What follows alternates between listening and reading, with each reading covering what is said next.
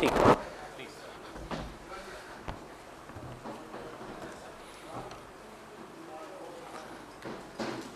Hello sir. Tyagi sir. Manoj भाई तबीयत ठीक है? क्या हुआ? ओ बाप रे। ओके, जब आप बोलेंगे तब शुरू कर लेंगे।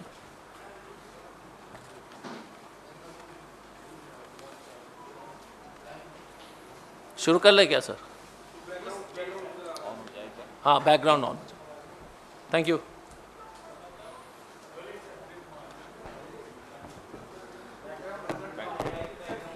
बैकग्राउंड आ जाएगा सर, आ जाएगा।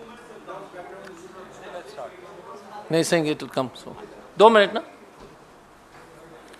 और क्या हाल है बॉस? अनऑफिशियली रिकॉर्डिंग नहीं है। What's happening?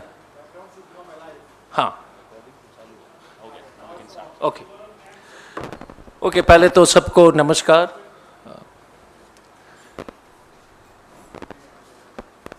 आज का प्रेस कॉन्फ्रेंस राजनीतिक हिंसा पर है। अभी 2:30 बजे सलमान खुर्शीद जी के नेतृत्व में, जिसके सदस्य थे पवन जी, मैं और मोहम्मद खान साहब, हम लोग ने मुलाकात की चीफ इलेक्शन कमिश्नर और इलेक्शन कमीशन के पदाधिकारी के साथ।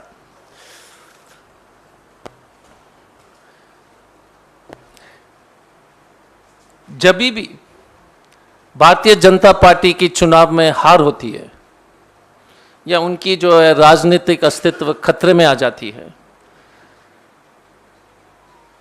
तो भारतीय जनता पार्टी का एक ही स्टैंडर्ड डिफॉल्ट मोड है, वो है हिंसा। और इसका जीतता जागता उदाहरण जो है त्रिपुरा में है।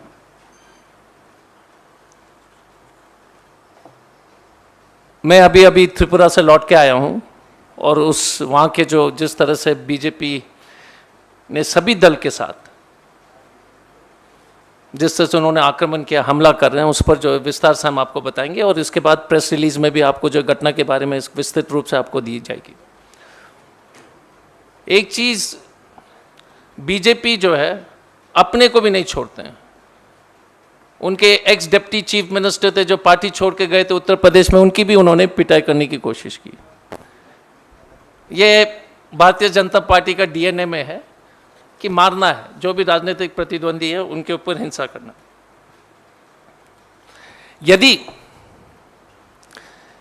हम तो ये नहीं चाहते हैं, लेकिन जिस तरह से भारतीय जनता पार्टी के जो अपराधी के ऊपर जो मापदंड है, बुलडोज करना, थाने में जो है बेरहमी से पीटना, घुटने के नीचे गोली लगना, गलती से घुटने के ऊपर भी गोली लग सकती है। अगर वो मापदंड अगर अपराधियों के जो ऊपर अगर वो लोग लगाएंगे, तो त्रिपुरा से लेके पूरे भारत में एबीवीपी और बीजेपी के कार्यकर्ता के ऊपर जो है जो कार्रवाई होनी चाहिए थी, वो नहीं हो रही है। हम ये नहीं कह रहे कि बुलडोजर चलाइए, हम ये नहीं कह रहे हैं कि गोली मारिए, बट भारतीय जनता पार्टी शासित प्रदेश में हम तो न्याय तो मांग रहे हैं कि आप कार्रवाई कीजिए, एफआईआर कीजिए, गिरफ्तारी कीजिए। त्रिपुरा में हमारे कार्यालय पर 3 बार जो इन्होंने हमला किया, 3 बार।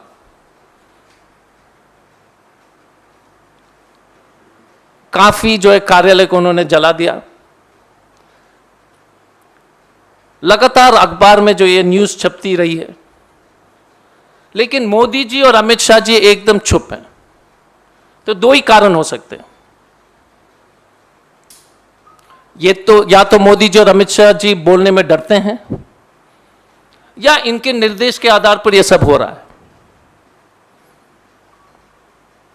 जो घटनाएं जो देश में चल रही है, त्रिपुरा के बारे में विस्तार से हम आपको थोड़ा सा बताना चाहेंगे, लेकिन आप लोग याद कर लीजिएगा कि पिछले 8 साल में इस तरह की राजनीतिक हिंसा कभी इस देश में नहीं हुई।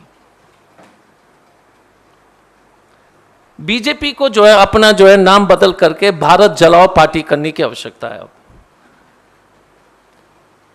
या भारतीय गुंडा पार्टी। हम उनको चॉइस देते हैं, भारत जलाओ पार्टी या भारतीय गुंडा पार्टी।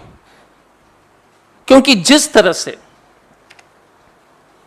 ये लगातार अपने राजनीतिक प्रतिद्वंदी के ऊपर हमले कर रहे हैं, वो सचमुच में चिंताजनक है। मैं एक विचित्र घटना आपको बताना चाहूंगा। 2 दिन पहले हम एयरपोर्ट में थे और एक आरएसएस के सांसद, आरएसएस से आते हैं, त्रिपुरा से संबंध रखते हैं, एयरपोर्ट के लॉबी में हमको बोलते हैं कि हिंसा आप लोग कर रहे हो। तो मैंने कहा साहब, आप लोग के भी दिमाग की स्थिति जो विचित्र है, हम पिटाते, हम हमारे कार्यालय में आप 3 बार जो है घटना घटी है, हम ही अपने कार्यालय में पिटा रहे हैं, घायल हम ही हो रहे हैं, लेकिन हम हमला कर रहे हैं। ये तो मार्वल कॉमिक्स के जो है कोई नया एडिशन है, स्पाइडरमैन टाइप्स बीजेपी। हमारे कार्यालय में आते हैं, हम नहीं जा रहे हैं 3 बार, लेकिन हम हमला कर रहे हैं, घायल हम हो रहे हैं।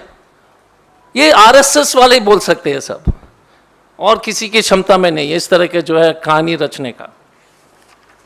मैं आपको जो है एक फोटो दिखाना चाहूंगा, क्योंकि ये फोटो से आप जो है आप समझ सकते हैं। ये हमारा स्टेट प्रेसिडेंट है, mister Birzeit Sinha, ex minister, ex MLA, PCC. कार्यालय में इनका सर फोड़ा दिया जाता है।